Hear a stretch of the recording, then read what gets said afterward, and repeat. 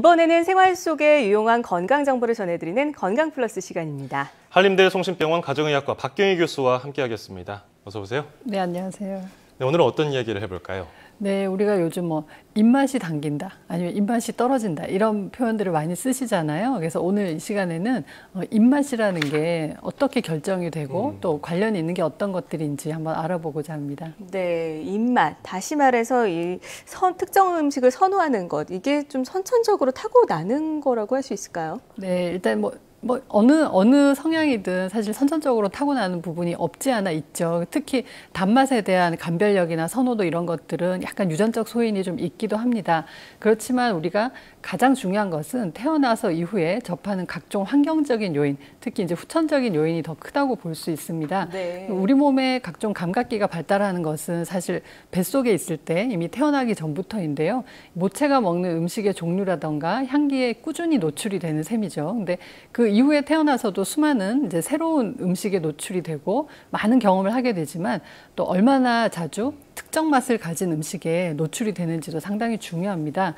그래서 집안에 되게 비슷한 입맛을 가진 사람이 많다라고 얘기를 많이 하게 되는데 그것은 이제 유전적인 소인보다는 환경적으로 자주 노출이 되기 때문에 익숙해지는 것과 더 관련이 있다고 볼 수 있죠. 예를 들어 우리나라 음식 같은 경우 된장, 청국장, 김치 같은 것들은 외국인들이 처음에 접할 때는 상당히 좀 거부감을 가지는 경우가 있잖아요. 네네네. 그렇지만 몇 번 먹고 나면 또 익숙해지고 우리도 외국에 있는 음식을 처음 접할 때는 조금 거부감이 가지만 낯설죠. 또 시간이 지나고 나면 익숙해지고 맛있다는 느낌을 가지게 됩니다. 네. 사실 그런 것처럼 이제 자주 경험하고 자주 노출이 되면 그게 익숙해지면서 내가 좋아하는 것 이런 식으로 선호도가 바뀌게 되죠. 네, 어릴 때부터 입맛을 잘 이렇게 관리하는 게 중요할 것 같은데 언제가 중요한 시기라고 할 수 있을까요?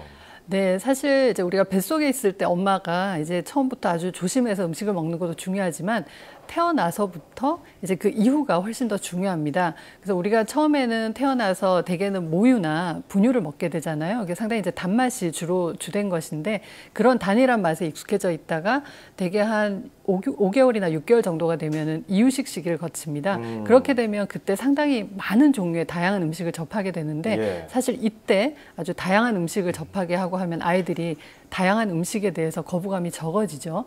근데 이제 요 시기에 음식도 종류도 다양해져야 되겠지만 음식의 질감이라던가 향이라던가 이런 것들도 다양하게 접할 수 있게끔 해주는 것이 좋습니다.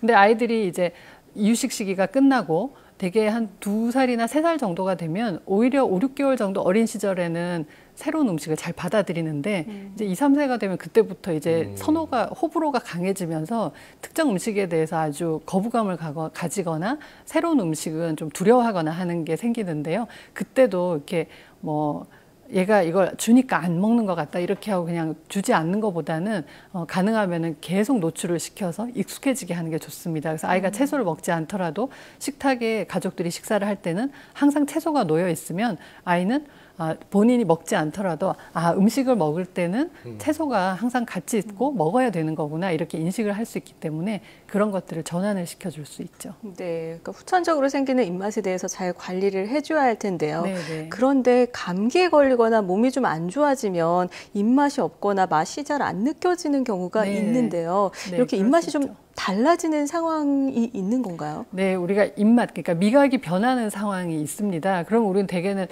입이 쓰다, 아니면 입에서 쇠냄새가 나는 것 같다, 먹었는데 그냥 고무를 씹는 것 같다, 이제 이런 식으로 표현을 하는 경우가 있습니다. 네네. 대개 이제 이런 현상이 생기는 원인으로는 이제 실제로는 치과적인 문제, 구강 그 질환이 있는 경우에도 문제가 생길 수가 있고요.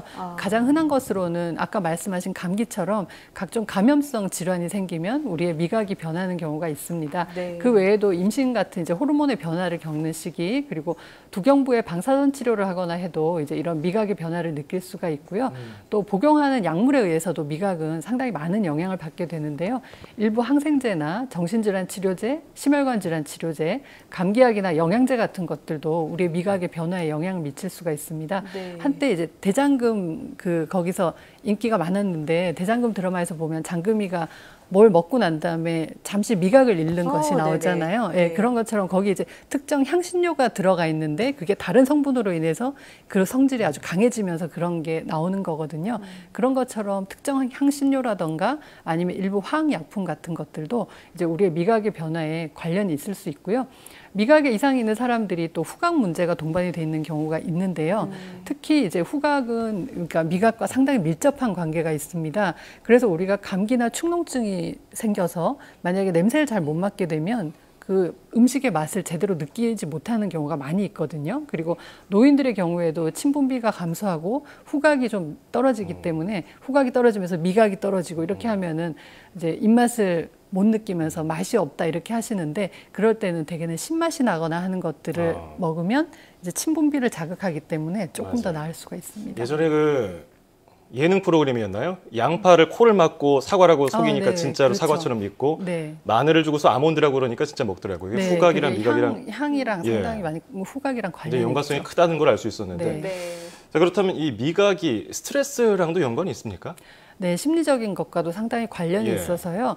이제 우리가 그 우울하거나 불안한 심리 상태가 이제 입맛을 떨어지거나 하는데 관련이 있을 수 있습니다. 해외에서 진행된 옛날 연구에 보면 세로토닌이나 노르아드레날린 같은 이제 기분이랑 관련이 있는 물질들의 농도를 높여주면 우리가 단맛이나 쓴맛이나 신맛 같은 것에 훨씬 더 감수성이 높아지는 것을 관찰한 적이 있습니다. 네. 사실 이런 연구 결과는 기분의 변화가 맛을 인지하는 것과 상당히 관련이 있다라는 걸 보여주는 결과고요.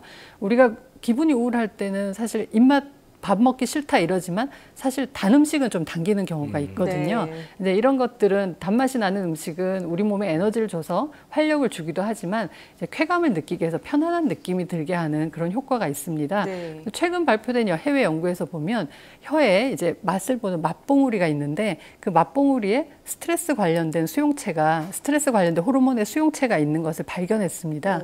그래서 결국은 스트레스를 받으면 단맛 나는 음식이 당기거나 하는 것들이 이제 이런 연유가 아닐까 이렇게 추정을 해볼 수가 있는데요. 요즘 이제 소위 쿡방이 되게 인기가 많잖아요. 네네. 보면은 뭐 설탕을 맛을 내기 위해서 상당히 많이 넣는 프로그램들이 있습니다. 근데 사실은 단맛을 내면 이제 식당에 있는 손님들은 많이 오겠죠. 그게 맛이 단맛이 나니까. 그렇지만 그걸 집밥으로 생각을 하시는 경우에는 사실 많은 건강상의 문제를 일으킬 수 있기 때문에 설탕이나 첨가당을 추가하는 것은 좀 피하는 게 좋습니다. 네, 그렇군요. 단맛도 문제지만 요즘에는 맵고 짠 그 자극적인 음식이 굉장히 인기잖아요. 네, 그렇죠. 이런 음식에 길들여져 있는 아이들의 입맛을 어떻게 바꿔줄 수 있을까요? 네, 사실 이게 강한 것에 자극이 되면 그걸 낮추기가 상당히 쉽지가 않습니다. 그래서 좀 순한 맛을 주면은 이게 맛이 없다 이렇게 생각을 할 수밖에 없는데요. 이제 특히 아이들 같은 경우는 본인이 스스로 음식을 하거나 선택을 하거나 하는 그런 권한이 좀 많이 떨어지잖아요. 그래서 주는 대로 먹기에 쉽기 때문에 가능하면은 가족 전체가 건강한 음식을 먹게끔 부모들이 많이 도와줄 필요가 있습니다.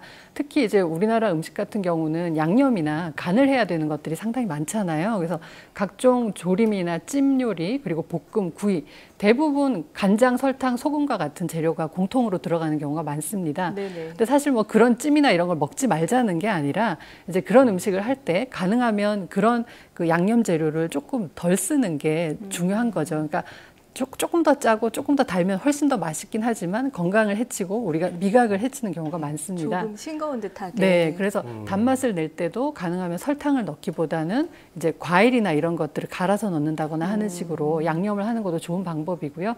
가장 좋은 방법은 이제 식재료를 양념이나 간을 하지 않고 그 원재료의 맛을 그대로 느낄 수 있게 그냥 드시는 게 가장 좋습니다. 네네. 채소 같은 경우도 데친 나물보다는 이제 뭐 그냥 구워 먹거나 아니면 생으로 먹거나 하는 것들을 연습하시는 게 훨씬 더 좋겠죠. 네. 요즘에는 뭐 장금이 대장금을 키우는 프로그램인가요? 미각 교육을 하는 프로그램이 있다고 하는데 네네. 이게 미국 훈련을 할 수 있는 방법이 따로 있는 겁니까? 그렇다면? 네, 사실은 이제 뭐 일종의 선호가 되고 습관이 되기 때문에 예. 그걸 바꾸기가 쉽진 않습니다. 그래서 가장 중요한 것은 아까도 말씀드렸지만 원 재료가 가지고 있는 맛을 음미를 할 수가 있어야 되거든요. 그러려면 교육을 받아야 됩니다. 교육을 받으려면 본인이 훈련을 해야 되는데 우리가 음식들이 소금이나 간장에 너무 덮여 있다 보니까 원 재료의 맛을 느끼기가 힘들죠. 근데 강한 양념 대신 약간 낮추더라도 심심한 느낌이 들지만 그 원재료를 계속 씹다 보면 단맛이나 쓴맛이나 신맛을 다 느낄 수가 있거든요. 그래서 그런 식으로 연습을 하는 게 좋고요. 특히 아이들 같은 경우 요즘 미각 교육을 많이 하게 되는데 네. 아이들한테도 미각 교육의 내용을 보면 가공한 주스를 먹어보고 그냥 과일을 먹어보고 이런 식으로 교육을 합니다. 그렇게 되면 가공한 주스에서 먹는 맛보다 그냥 과일을 먹었을 때 드는 맛은 약간 좀 많이 다른 맛들이 많이 섞여 있다. 네. 이제 이런 식으로 훈련을 시키는 것이거든요. 그리고 아이들 같은 경우 뭐 집에 화분이나 화단에 채소를 키워서 직접 그걸 키워서 따먹게 한다거나 요리를 하게 한다거나 하면은 훨씬 더 채소 같은 그런 음식에 대한 거부감을 줄일 수 있기 때문에 많이 도움이 될 수 있고요. 갑자기 이제 맛없는 음식을 먹게 되는 듯한 느낌이 들어서 조금 그렇긴 하지만 이제 열심히 훈련을 하시고 특히 담배 피우시는 분들은 미각이 둔해지는 경우가 많습니다. 그래서 반드시 장금이가 되려면 담배를 끊으셔야 됩니다. 네. 아, 네. 키포인트를 마지막에 말씀을 해주셨는데요. 네. 네, 가정에서는 이 인스턴트와 같은 자극적인 음식에 아이들의 입맛이 적응되지 않도록 주의를 하셔야겠고요. 신선한 재료로 요리를 하고 또 다양한 음식을 천천히 음미하는 습관을 좀 들여봐야겠습니다. 지금까지 한림대학교 성심병원 가정의학과 박경윤 교수와 함께했습니다. 오늘 말씀 고맙습니다.